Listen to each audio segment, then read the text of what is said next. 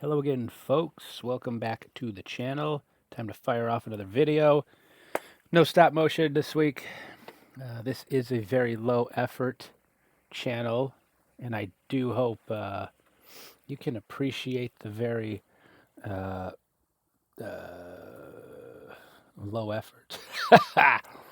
The low effort that is put into this very basic looking channel. Although I do love the stop motion, I need to do more stop motion. I think that's something that is enjoyable to do, to create.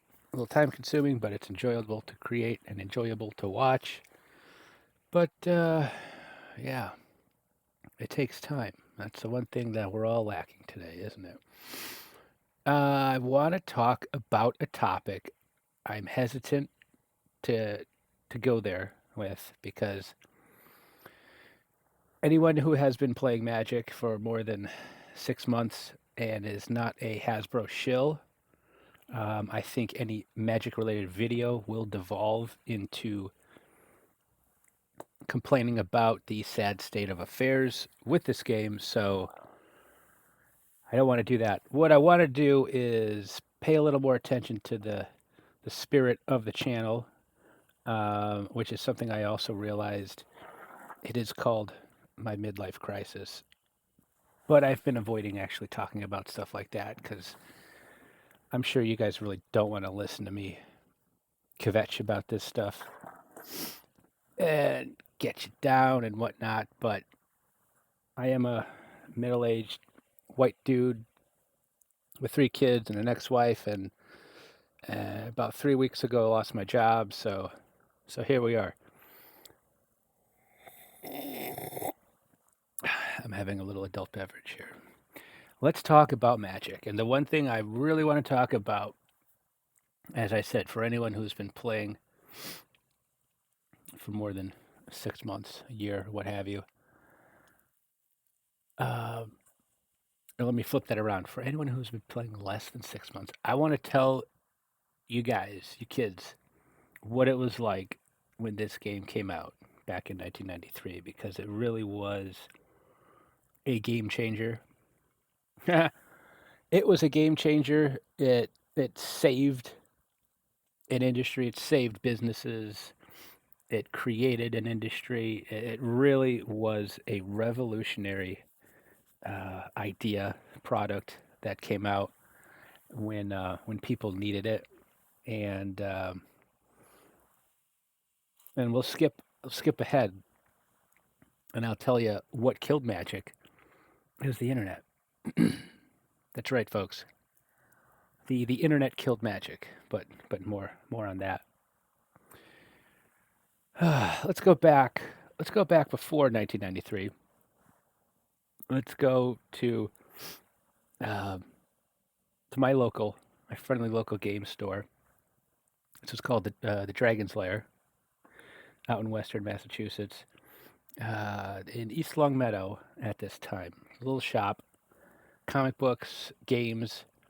This was a mecca for myself and my play group, the 5 or 6 of us who really played the heck out of BattleTech at this time. That was the main driver, and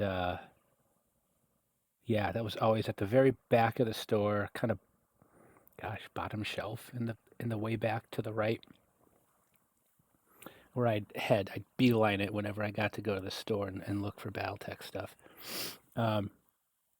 Little while after I got into the gaming stuff, the owner of the store moved to a much larger location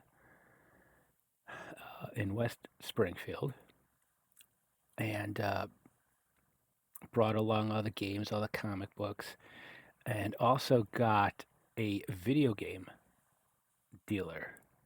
That's the thing that was really um, driving the collective conscience. I'll say that before I think of the word I'm really trying to think of the culture back then. This was back when you had the Super Nintendo, Sega Genesis. I feel very dirty right now. No offense, Biggie. This is back, 16-bit era. Um, there was a lot of buzz there, so game stores, your board game, your tabletop game stores really needed something else to keep the store going, be it comic books or video games, all that good stuff. Um, and so yeah, the Dragon's Lair moved to a bigger location. It was outstanding. So much room for stuff. And that was shortly before, I guess, 1993, when school was just starting. It was my sophomore year.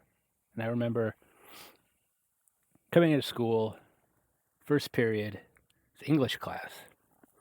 And my friend comes up with this deck of cards. Now, he had an older brother in college, which was like a cheat code back then. If you had an older sibling in college, you got exposed to so much stuff, and it was not fair. So he was in on a lot of role playing stuff that sometimes the rest of us, the three or four of us, kind of got to jump into. Sometimes like Vampire the Masquerade, the that OG White Wolf game, which was such an outstanding game, and it was so outstanding to play when you had an outstanding GM. Um, so yeah, we were introduced to this card game. Let's change names to protect the innocent. We'll call him Scott. Scott comes into school one day. He's like, "Hey, you guys, you got to check out this game. This is the best thing ever." I'm like, okay. Scott was kind of the loudmouth of the group. He was the braggadocio person. So you always kind of had to, you know, keep what he's saying with a grain of salt, or take what he was saying with a grain of salt. So, okay, Scott, well, this game's called Magic. Like, okay, that's kind of lame. Well, it's Magic the Gathering, and you get this deck of cards, blah, blah. And I remember him pulling out, it would have been a beta or alpha deck of Magic cards. Pulled this out, and I just remember a couple things he was describing. How you build these decks, and you draw the cards and whatnot. I remember seeing a mountain, which wasn't particularly exciting, and a Llanowar Elf, which was a pretty bad card to represent the high fantasy theme of Magic, right? Your alpha card art, it was Anson Maddox, I think, with the Llanowar Elf, just like the headshot, and he's got the an eye patch or some kind of mechanical eye patch thing over his eye. Kind of not a good representation of where Magic was going. You know, it's kind of the thing from Dragon Ball Z that uh, yeah, I forget what that was called. I'm not a DBZ aficionado. So anyhow, I'm like, okay, what are you supposed to do with an elf in a mountain? You know, the mountain beats up the elf. Okay, Scott, whatever. So anyway, Scott had a cousin who's let's change names. We'll call him Jerry. Jerry was the voice of reason in the group. He hung out with Scott a lot. Um, so he was always there to kind of bring a little sanity. And shortly after that initial exposure to Magic, Jerry's like, "Hey, you guys, you need to check out this game. It's legit." So, lesson number one: just because you wanted to play a game didn't necessarily mean you could play the game. Magic was in very, very, very short supply back in the day. These starter decks were the way to go. Some of you folks might be wondering, what the heck is a starter deck? You'd buy a deck of 60 cards, and there were just 60 random cards, some land to get you going, a couple rares, which hopefully you got a couple rares. Hopefully you got the uncommons. Back in the day, you weren't assured to get all the stuff that is guaranteed this day, and all for the low, low price of $7.95. So we'd always tell Scott when he was going to the lair, hey, can you pick us up a starter deck or something when you go? It's like, yeah, no problem, no problem. He'd come back from a trip to lair one day. Scott, you got anything? No, they were sold out. Okay, great. Next week you'd go, Scott, you got anything for us? No, they were sold out. It was something that you really you wouldn't see today, and something that wouldn't ensure the ongoing longevity of a product, you might say. But eventually, it was December 26th, 1993.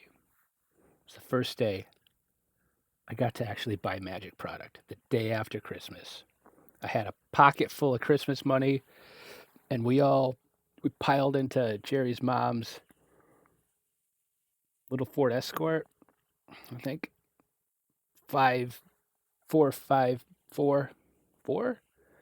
strapping high school kids in this sardine can of a car. All of us, we drove to the lair, and they had stuff. They had cards. It was awesome. I was excited, but all they had were booster packs of Arabian Nights. No starters. No, it would have been unlimited starters, unlimited boosters. Nope, just 8 card packs of Arabian Nights, which, thinking about it now, the dollar signs should appear in your eyeballs. And freaking out about paying $1.50. They were $1.50 back then for those 8 card boosters. A regular 15 card booster would have been $3 if I'm not mistaken, which I don't think I am. But $1.50 for 8 Arabian Nights cards. And I'm pretty sure I bought 10 packs. My memory's a little fuzzy. It's evolved, let's say, over time.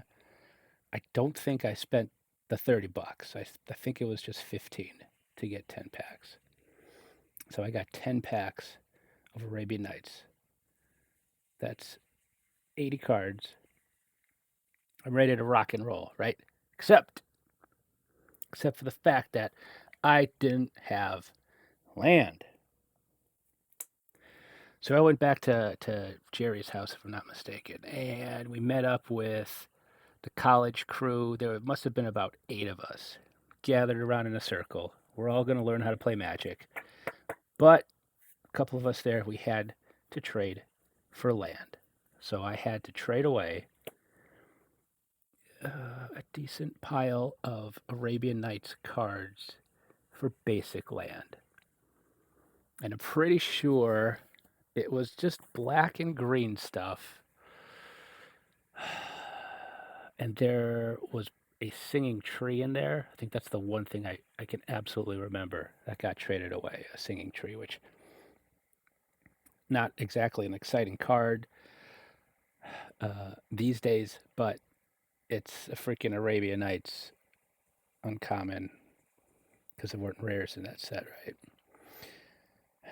Traded for basic land. But I have some of that basic land. Beta planes still. And we kind of learned how to play Magic. Now Magic, as I alluded to earlier, Magic came around at just the right time for the local game store and for the gaming industry, because there's really nothing happening. No big things for quite a while coming out to keep a lot of the stores going. There was Warhammer, like this is the original fantasy Warhammer. I I I get, was 40K even a thing back then? Must have been. But pretty sure just Warhammer was bigger than 40K. You had BattleTech, which I don't know if that was keeping anyone afloat. Board games, there wasn't that big crossover board game that the normies could get into, like Ticket to Ride. I really don't think that was around back then. Maybe Carcassonne was out then. Maybe Settlers. Maybe I don't know. But Magic came around, and it was something so different and in such high demand. This really revitalized an industry, so to speak. And there's our instruction. Ah, my God, our instruction book here. Where was I? I had a cutaway there. Sorry, folks. Here's your instruction book that we'd get with all the rules explained in perfectly uh, understandable ways in which you could not misinterpret anything, and you would be an expert playing the game right out of the box. Not, not so true. So Magic came around. Um, I don't think I got an actual deck or packs of unlimited stuff until middle of January, maybe end of January, and by that time, we were getting close to Antiquities because that was maybe March or something. By then, there was a better supply of cards to get out there, but yeah, boy, those cards were just the art. Some of the art didn't look that fantastic these days, but the art had gave such a feeling to the game. It was something so new, something so different, a collectible card game, something that all cards were not equal. There were rarities. Some cards were more rare than others, and that was mind blowing at the time. And just the customization, the thought you'd have to put into building your deck. It wasn't just a box of cards that had cards that you played with, and everybody had the same stuff. Nope. It was a way to kind of express yourself into. I don't want to get into psychographics of Magic, but it was outstanding. Such a cool concept. And after a while, I remember there was an FAQ, frequently asked questions guide that Wizards put out that we got via fax. I don't know if they had a website, but I know our game store, we could go in, pay a dollar and get a 2-page faxed copy of this FAQ that had some rules, explanations. I don't know if there was errata at that time, but an explanation of some of the rules, fine tuning of the rules via a fax machine. How about that? And the internet, as I said, once there was more information available via the internet, this would have been around the time Revised came out. There wasn't even much info, useful information, let's say, to be gleaned from that, because that's the other big thing about the game when it came out is you just had no idea what existed. I mean, imagine not getting a spoiler for a set of cards these days. You just get product. You get what you get in the box, and that's kind of what you know is out there.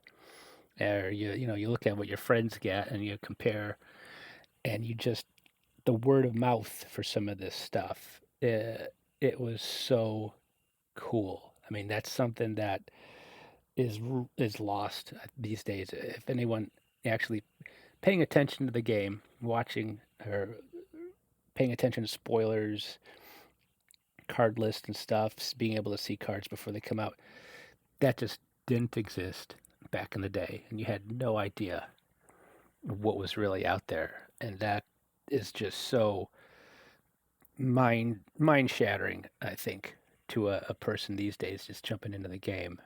And that's the thing that led to the allure of the game and the possibilities. Like, what if? what existed.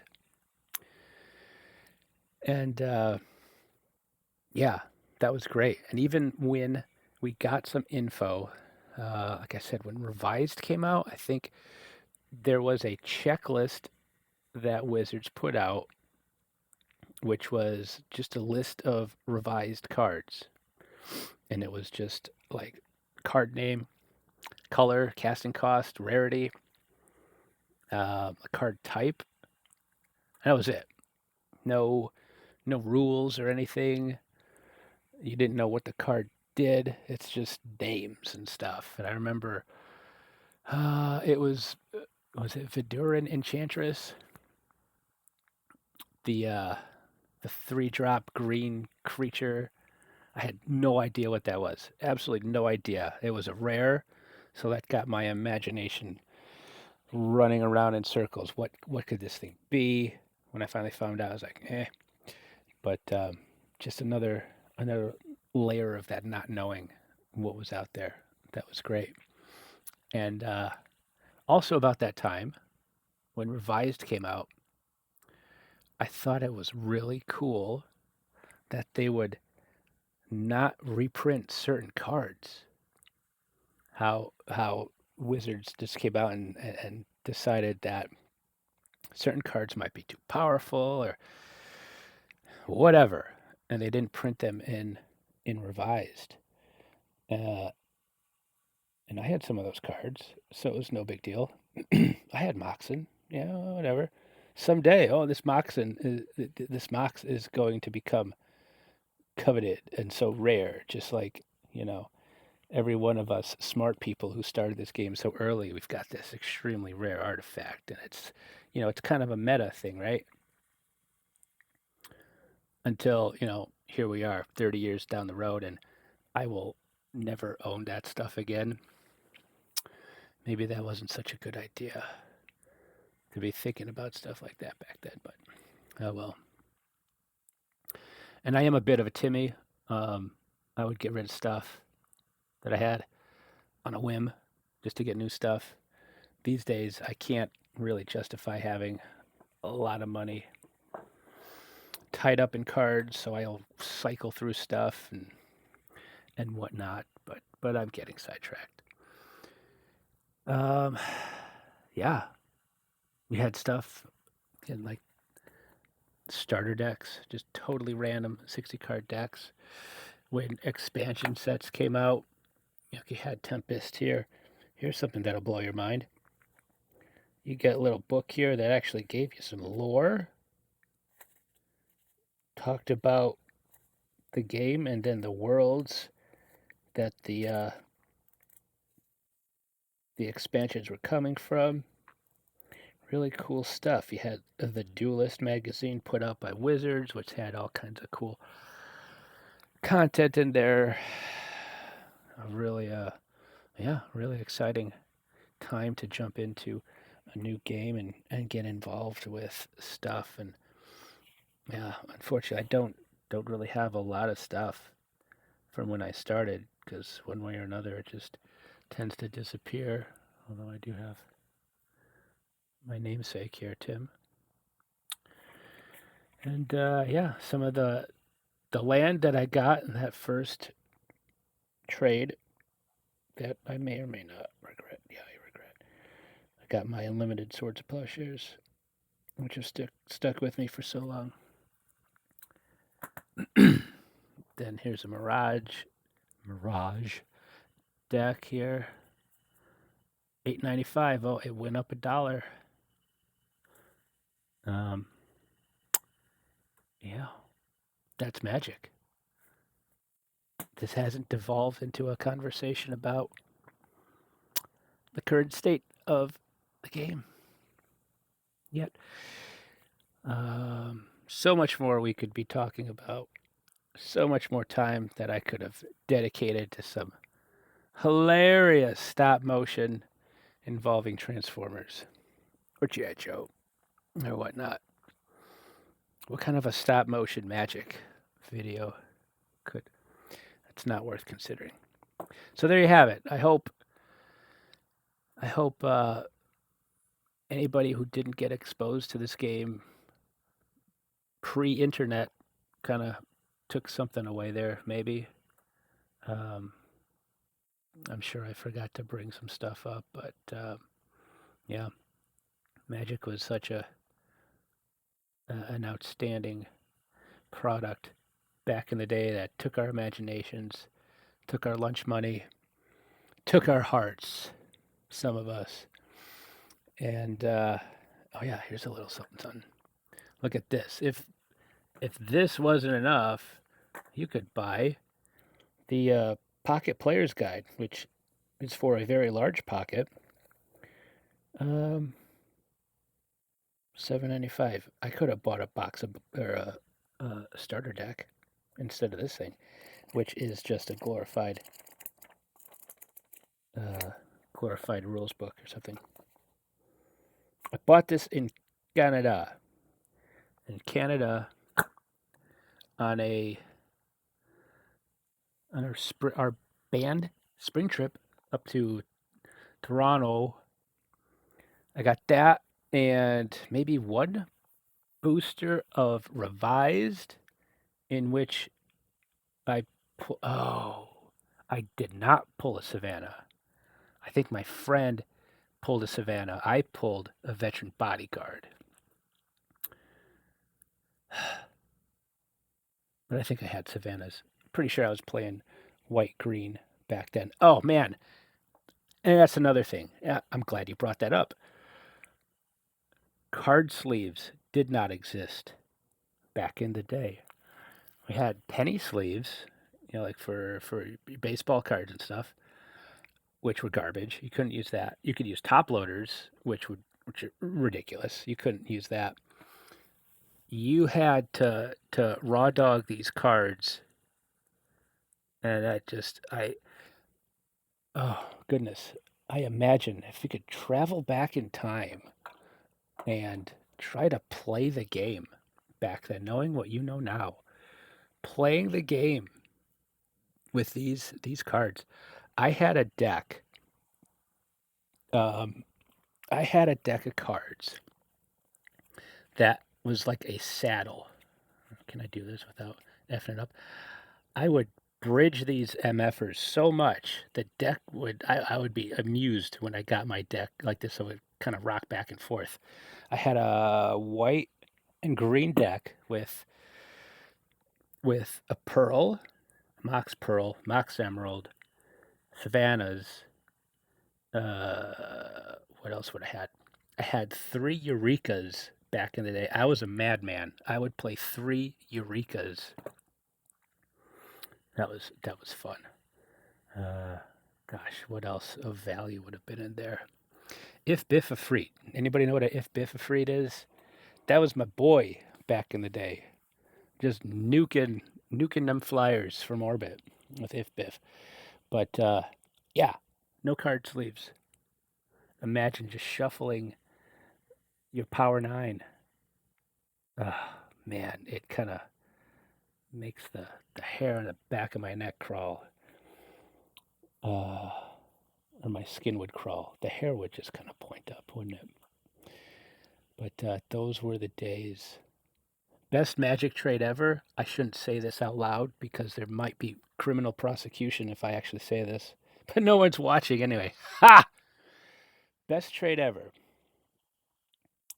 This was shortly after Revised came out. So I knew what was out of print.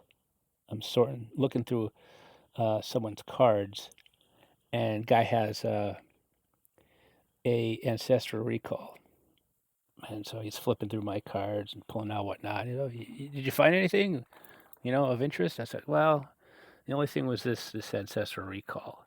And he's like, oh, okay, I can get rid of that. And he's flipping through my stuff, and the guy pulls out an Arabian Nights fish liver oil. And he's like, how about this? And I had a little bit of a conscience back then. I said, well, maybe you should take something else. Maybe not just that. So he goes through again, pulls out some other random card, or not random to him maybe. But he pulls something else out and it's like, well, how about this? And I'm like, Sure thing, pal. Of course, I don't have that card anymore. That was traded off in some taco. I don't want to steal other people's stuff. Some Mountain Dew fueled Timmy trade. But gosh, I hope there's, yeah. That was bad. That was bad. But who knew? You know, who the heck knew that these cards would someday be so valuable? And I couldn't even, gosh, even if I had the card now, I couldn't keep it, right? You can't hang on to stuff like that. Stuff's expensive, got bills to pay. Yeah. That's about it, folks. I'm sure if I had written out a script, I would have given you some more stuff, but I can't be bothered to do that at this point. Let me know if you watched. Give me a shout out here. Tell me what your experiences were with Magic the Gathering when you were younger and more foolish and had that devil may care attitude about your lunch money and slinging cardboard. Oh, see, there's another thing that's interesting.